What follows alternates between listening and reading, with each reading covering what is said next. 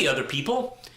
I thought maybe I would take a few minutes to talk to you about a little film called Us, and that's from Jordan Peele. He wrote, directed, and produced and edited. I think he did the catering.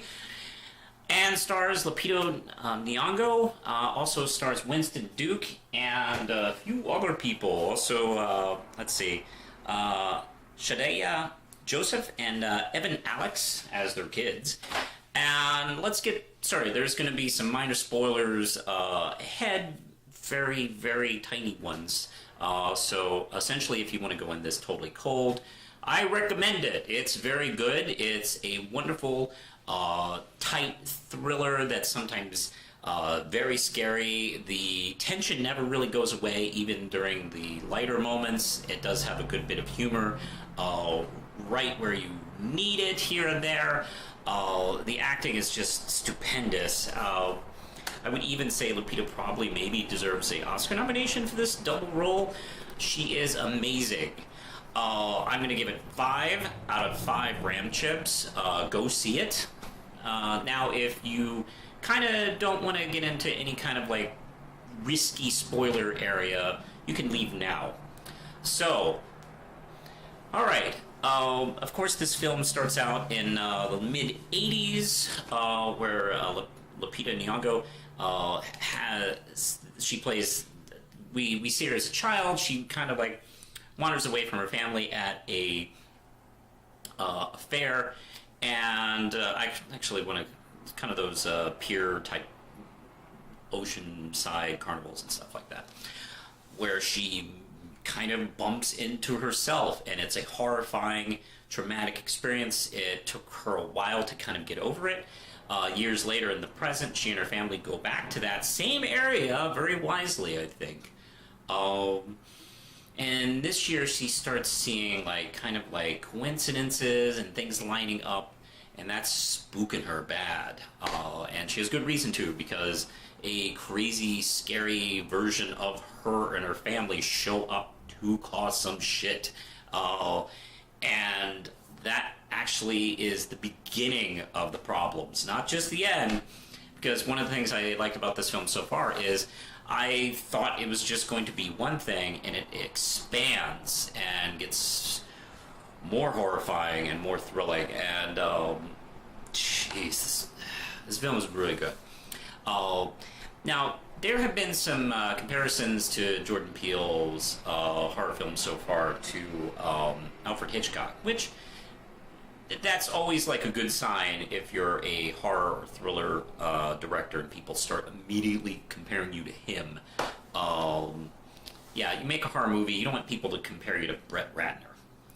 So, I don't know if that's totally apt, because I really do feel there's someone whose work Jordan Peele reminds me more of than Hitchcock, although, I mean, good lord, there's some nice little things there. His work actually reminds me more of Rod Serling. And, gee, what do you know? He's in charge of the new Twilight Zone. That is actually a perfect fit, because they both... I don't want to say... Look, Rod Serling's work is extremely important and very influential, even on people who may have not like watched a whole bunch of episodes of Twilight Zone. That is kind of like gone into the ether and is kind of there. But if you do watch a lot of his episodes he wrote, and you kind of get a feeling for his mindset and the way he tells stories, they're very similar. I mean, I don't know what Jordan Peele's influences are, so I don't know if he's a direct influence, or you could make the argument that they're both influenced by the same things, either in art or in life, and they both kind of like reflect them in the same way in their work. So that's kind of the highest compliment I can give. And Peele is very unique in and of itself. He understands how comedy and horror work. And some people are very impressed and surprised and shocked by his career turn. Like, he was a comedian, the Key and Peele show, his work on Bob's Burgers, a few other things. He's been known for comedy. But if you go back and watch Key and Peele, there's a lot of like thriller, horror, sci-fi elements to a lot of those sketches. Some would be standard joke sketches and then have a creepy, weird twist. Like the Family Matters bit, for God's sakes.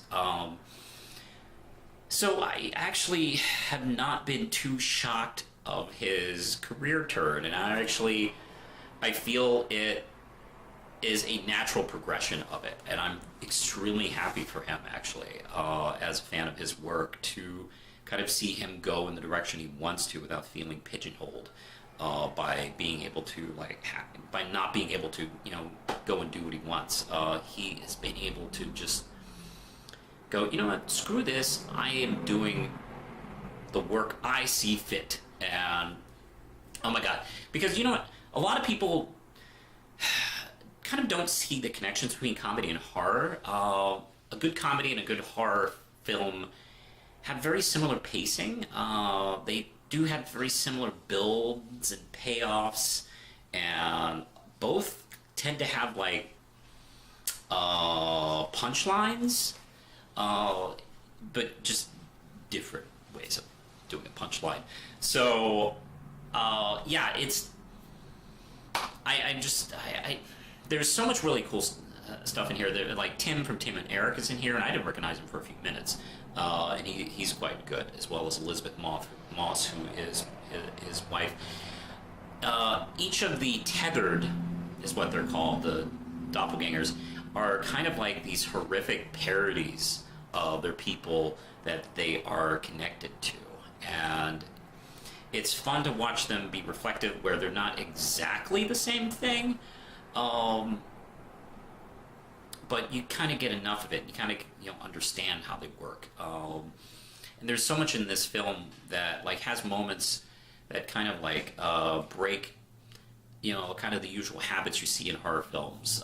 There's one scene where a character is being tormented by one of the tethered, and they're having this tete-a-tete kind of going around this car that's on a street, and the guy who owns the car comes out and goes, "Hey, what are you doing?" That's really cool, and that's really believable. There's so much of that in this film.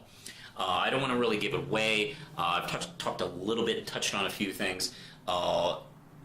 This film builds to a really interesting point where it leaves you on kind of this disturbing note, this unfamiliar note, and that's kind of one of my favorite types of horror, is to kind of leave you with that, and does it very well. So yeah, just to reiterate, 5 out of 5 Ram Chips.